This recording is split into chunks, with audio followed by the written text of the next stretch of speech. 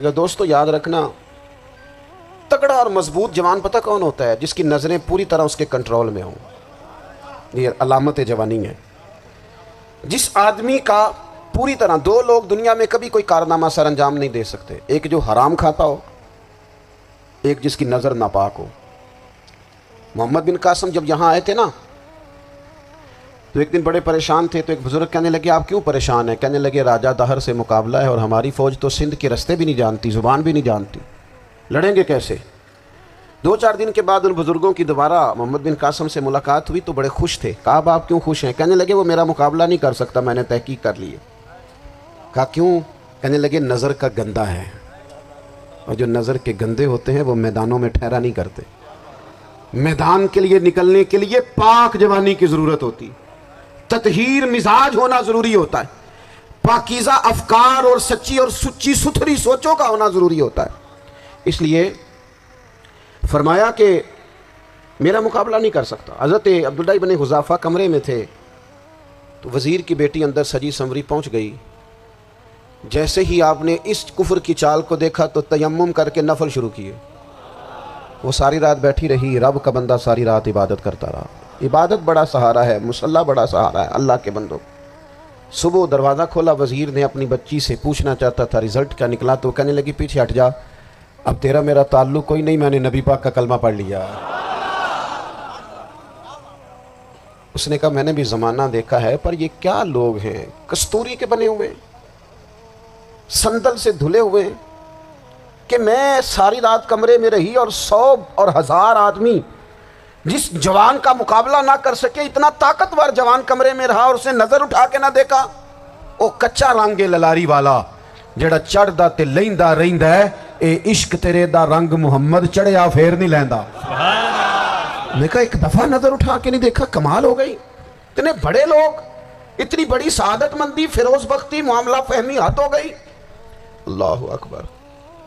دوستو بادشاہ جب پوری طرح ہار گیا نا، اس نے کہا مار دو۔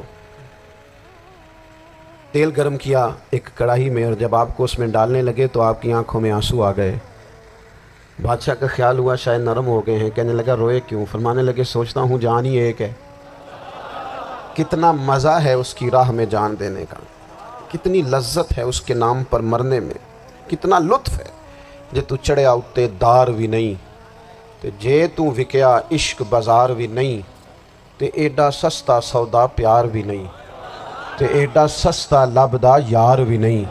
کئی جنگل گانے پیندے نہیں، کئی دوزخ لنگنے پیندے نہیں، جے وہ اس ملوں بھی مل جاوے ایدوں سستا ہور بپار بھی نہیں۔ تے کچھ سمجھ نہ آوے لوکاں نوں وہ کادے نال شہید کرے، ڈٹھی یار دے ہاتھ تلوار بھی نہیں، پر او دا خالی جاندہ وار بھی نہیں۔ کہنے لگے ایک جان ہے نا، تو دل کرتا ہے ہزاروں ہوتی تو ایک ایک کر کے محبوب کے نام پہ قربان کرتا، جب میرے پاس ہے یہ ایک، کروں کیا؟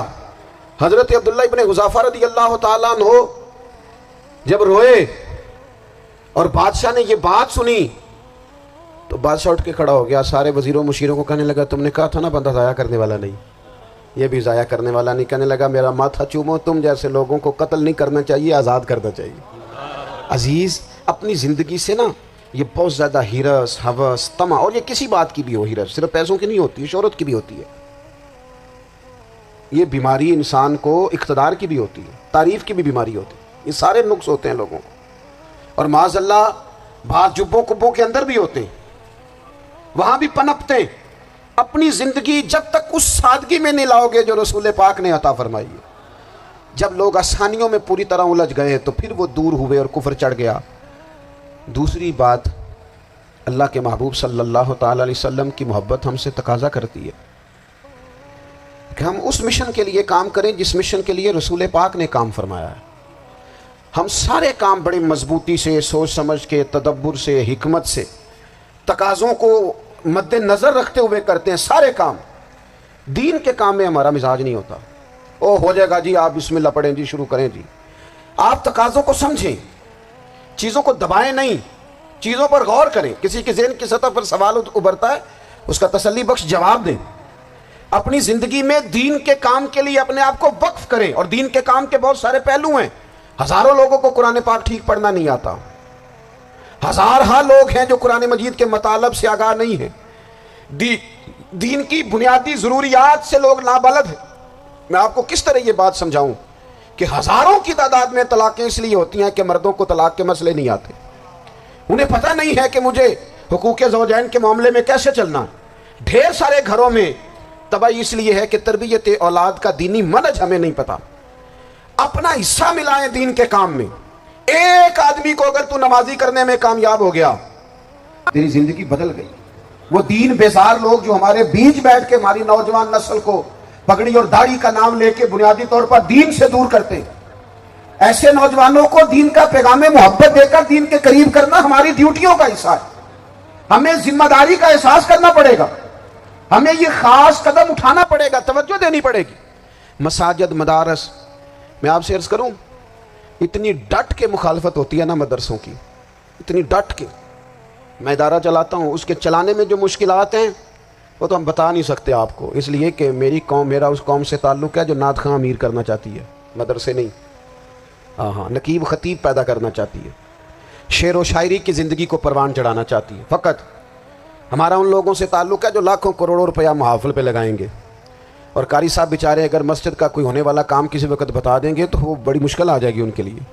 یہ کیسے ہو سکتا ہے، آپ نے یہ ڈیوٹی بتا دی۔ مدارس، اور جتنا اہم رول دین کو پھیلانے میں مدارس اسلامیہ کا ہے، اتنی زبردست، لوگوں کا خیال ہوتا ہے میری طرح کے لوگ شاید کام کرتے ہیں، ڈیوٹی کرتے ہیں۔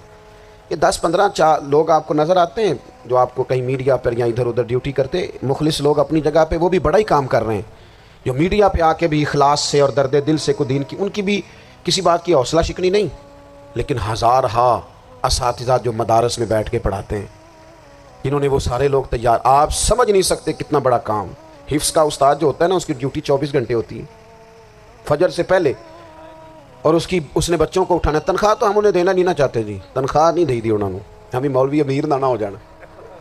مولوی نو تے سوٹ بھی 27ویں والی رات دے ہے تاکہ کدھر سوان کے عید والے دن پا نہ لوے، کیونکہ 27ویں تو بعد تے درزی پھڑتا ہی کوئی نہیں، کیوں حضرت؟ ایسا ہی ہے نا، اس وقت تو نہیں نہ لیتا۔ تو ہم چاہتے ہیں مولوی ہماری مرضی کے ہماری طرح کا سوٹ نہ پہن لے۔ مدارس کی مضبوطی، آپ یہ دیکھ لیں، یہ صلاح الدین ایوبی کا